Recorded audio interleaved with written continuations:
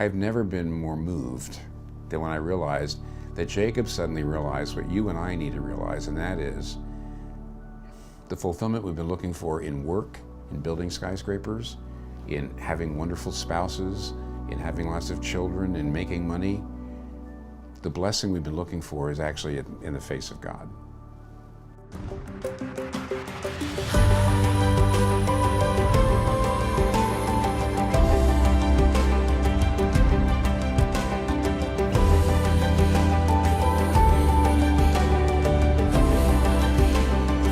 Hi, this is Discovering the Gospel in Every Book of the Bible, and today we're going to look at Genesis. Now, what I want to do each time is talk about how this book of the Bible moves the storyline of the entire Bible along. Then secondly, how the principle of the gospel of grace is illustrated or given to us by this book. And then lastly, how the book especially shows us Jesus.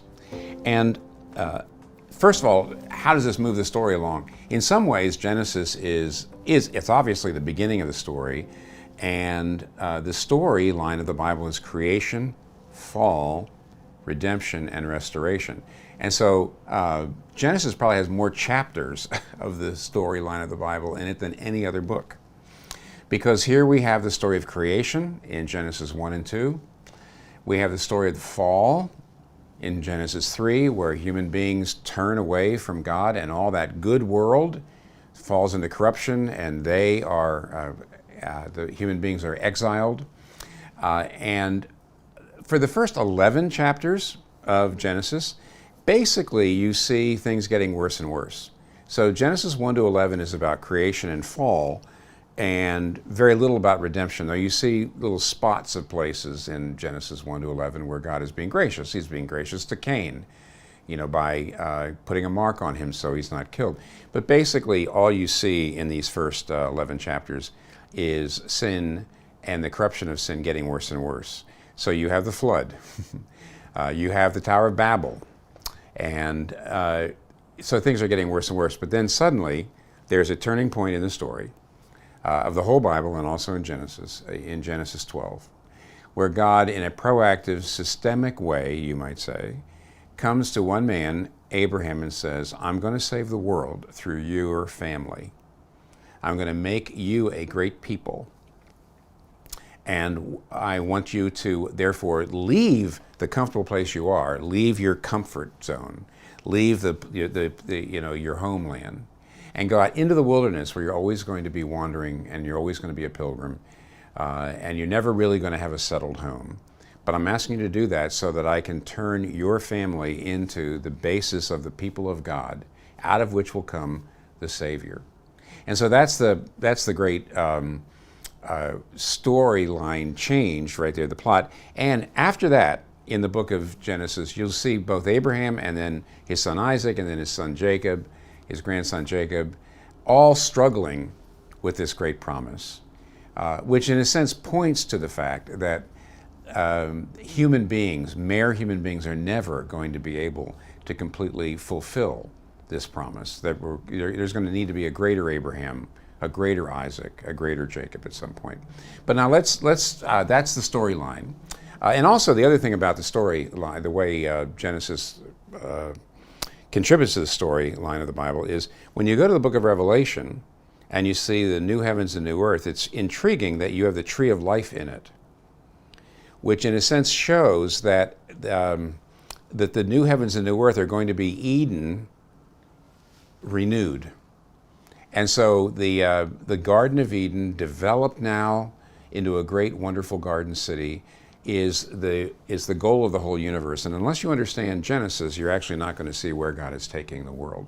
But let's talk secondly about the principle.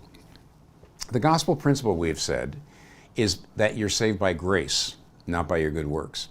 And there's two things you see in the book of Genesis that really help us begin to understand this principle of how God saves.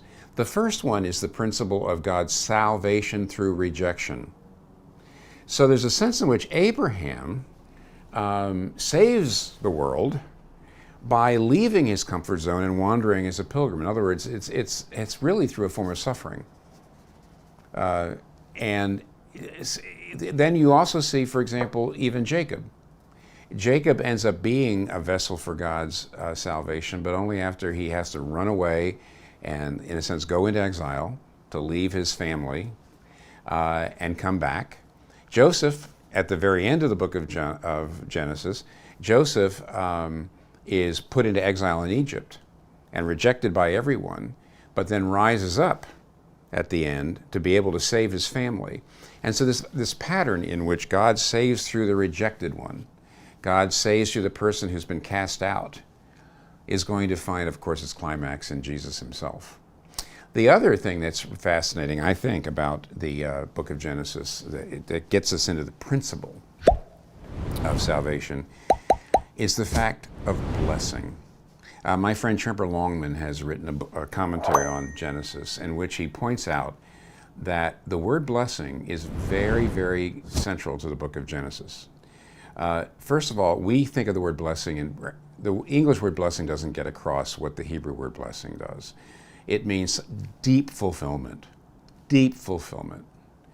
And in the very beginning, when God creates Adam and Eve, he blesses them. And so they were in a blessed state, but as soon as they left, as soon as they were exiled because they turned away from God, they lost that blessed state. And what you have in the rest of the book of Genesis, it's pretty intriguing. You have people trying to bless themselves. So, for example, Genesis 11, the Tower of Babel, they're building this great skyscraper. We're going to make a name for ourselves. Then we're going to know who we are. Or poor Jacob, when he realizes his father doesn't love him as much as he loves Esau. I mean, by the way, favoritism in a family is just terrible. And when you know that your parents love the other siblings more than you, it's awful. And as you know, the story, Jacob disguises himself as Esau so that he can hear his father bless him, even though his father thinks he's Esau. I mean, it's just pathetic, and it just wrings your heart. But here's what's fascinating: near the very end of Jacob's life, Genesis chapter 32, he ends up wrestling with God, a mysterious angel of the Lord who ends up he finds out is God. And as the sun starts to come up, and this mysterious stranger says, "I have to leave because you cannot see my face and live," suddenly, Jacob realizes he's wrestling with God. And then, you know what he says? "I will not let you go till you bless me." I have never been more moved than when I realized that Jacob suddenly realized what you and I need to realize, and that is the fulfillment we've been looking for in work, in building skyscrapers, in having wonderful spouses, in having lots of children, in making money.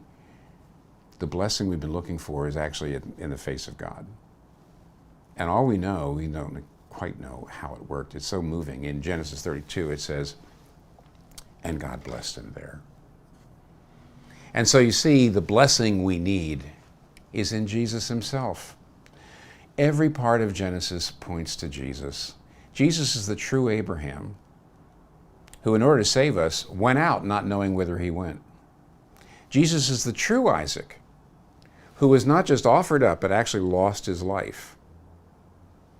So that just as God could say to Abraham, "Now I know that you love me, because you did not withhold Abraham, your son, your only son, whom you love, from me," we can say to God about the true Isaac, looking at the cross, "Now we know that you love us, because you did not withhold your son, your only son, from us." Jesus is the true Joseph, because even though he was rejected, he rose up so he could forgive his brethren and save them. So Jesus is all through the book of Genesis, but the most important thing I would say is it's in the face of Jesus Christ that you will finally get the blessing you're looking for. And that is discovering the gospel in the book of Genesis. See you later.